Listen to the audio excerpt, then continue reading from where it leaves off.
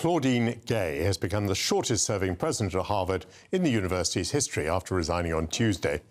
She came under fire after a congressional hearing last year in which she said that a call for genocide of Jewish peoples might or might not violate Harvard's code of conduct, depending on the context. Later, she faced multiple accusations of plagiarism, evidence in her publications. In a moment, I'll be speaking to someone very familiar with her work, the social scientist Kaufman, who's with me in the studio. But before that, to discuss how this relates to the fevered debate on free speech in universities in the United States, I'm joined by Nico Perrino from the Foundation for Individual Rights and Expression. Nico, welcome to GB News. Thank you very much for joining us.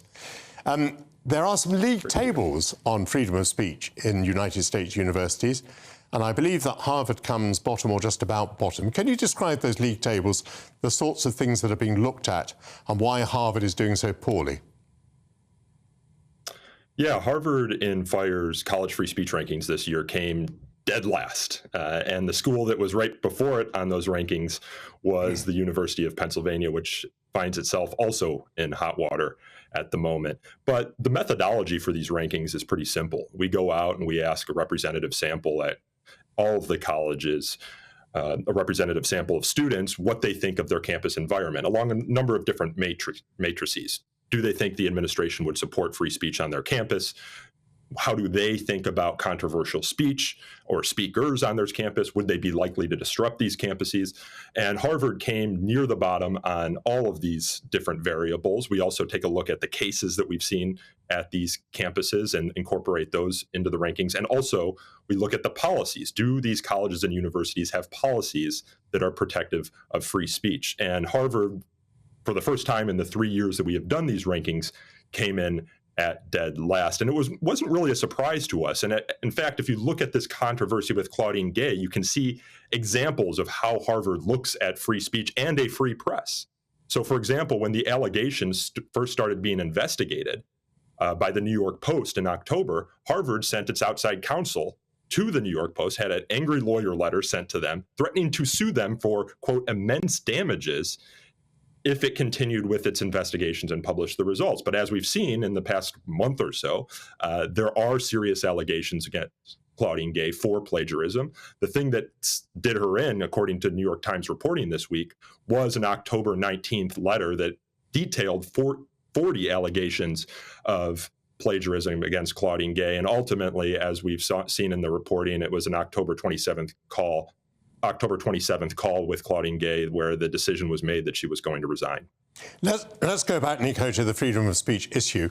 What are the sorts of things that have earned Harvard its position right at the bottom of the freedom of speech league table? Well, it is the fact that students at Harvard do not believe that they can express themselves. It is also what Harvard has done to some key faculty on the campus. So if you look at Carol Hooven, who was a lecturer at Harvard, published a book called Testosterone, appeared on Fox News to discuss that book, believes that biological sex is real. She was driven out of Harvard for her views on this topic. An academic should be able to discuss these things. And if you're looking at Claudine Gay, in fact, as she was overseeing a portion of the college in her role as dean prior to her becoming president of Harvard, she helped drive out Ronald Sullivan, who is still a professor there, but was a master of one of the kind of residential colleges and was involved as a defense attorney for Harvey Weinstein. And students were protesting his involvement in that defense. And here in America, we have a very long and robust tradition of upholding due process rights for those accused of even the worst crimes. And that it's important that we have criminal defense attorneys that are willing to step up and defend people who are accused of heinous crimes. And for doing his job, in this case, Ronald Sullivan, he lost a key role at the university. And in fact, when Claudine Gay did resign a few short hours later, Ronald Sullivan tweeted out one word: karma. Thank you very much indeed, Nico Perrino. A rather grim view of what's going on at Harvard. Well, let's now turn to Professor Kaufman, who is president at the University of Buckingham. But you were at the Harvard Kennedy School, and did that mean that you were close by Claudine Gay? Did you know about her? Did you have some vision of the work that she was doing? Well, I didn't. Although I was a political scientist like Claudine Gay, I was in the same association, the American Political Science Association, and I did present to the graduate students of Gary King, who was also her advisor. So I suppose in that sense, I was probably a couple of steps removed.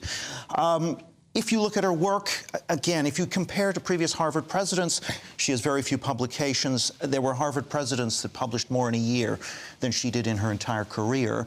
But more seriously, she's got over 40 instances of plagiarism, you know, lifting entire paragraphs and dropping them into her text without attribution. These are things that students would be failed for. She's doing that as the president of an institution. But I think this actually speaks to a deeper issue, which is the corruption, in a way, of higher education, not only in the U.S., but across the West. A shift from an emphasis on what I would call cultural liberalism, that is, equal treatment, freedom of speech, objective truth, scientific method, towards cultural socialism, equal outcomes for minority groups compared to majority groups, and also harm protection, emotional harm protection from speech you don't like. And what the second means is you're going to abrogate free speech rights, the pursuit of truth, in order to achieve these equality aims. And that's kind of what Claudine Gay does, and her hiring and promotion as president on the basis of skin color, gender, a weak publication record, I think exemplifies this problem. Harvard's motto, I think, is veritas, truth. So you think it's moved some distance from the truth? Well, yeah, absolutely. I mean, if you espouse, as Carol Hooven, who was just mentioned, if you say that I believe biological sex and gender are connected, and a woman is biologically this way and not that way, then you are forced out of your institution. So you've stated a truth. Now, people can dispute that. That's freedom of speech, that's academic freedom. But under the new regime where, you know, it's equal outcomes and emotional harm protection come first, truth, academic freedom comes second, then that trumps the other, and therefore she's gone. And so that's what I mean, is that the entire truth-seeking mission, the veritas, has become corrupted in favor of what I call cultural socialism, others call social justice, or diversity, equity, and inclusion, which means diversity and equity means equal outcomes. Inclusion means we're going to protect you from speech you don't like. And that is really the ethos of the new university. So Claudine Gay was promoted. She pushed these ideas. You know, she wanted to decolonize curriculum, rename things, check over curricula, hire and promote people on the basis of skin color and gender.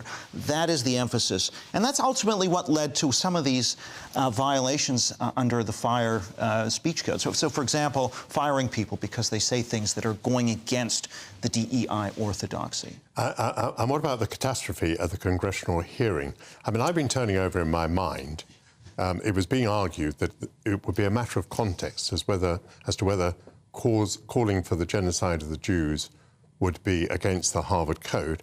I assume it would not be a matter of context if you called for the genocide of Asian people, white people, black people, or almost any other people that one can think of. Do you have a view on that? Well, I think if it was a genocide of white people, there would be no repercussions at all. But, you know, if you called for the genocide of black people, yeah, I mean, you'd be out. And that's, I think, the point is not, you know, in some ways, just on the face of it, if Harvard had been like the University of Chicago and had been politically neutral, defended free speech, letter of the law, then people might say, okay, they're being consistent. But when Harvard is bottom out of 254 institutions on academic freedom and then tries to defend itself and say, oh, no, we believe in free speech, which is why we don't think that calling for genocide of the Jews is an offense. The hypocrisy, that's really the problem. It's not the principle. In a way, a lot of people might say, okay, it's First Amendment right, it's within the law, fine. But, of course, that standard wasn't applied to a whole bunch of other people when it came to the favored sacred totems of the progressive left around race, gender, and sexuality. Hundreds of academics came out in favor of Claudine Gay. Right. Does that mean that changing the president will change nothing?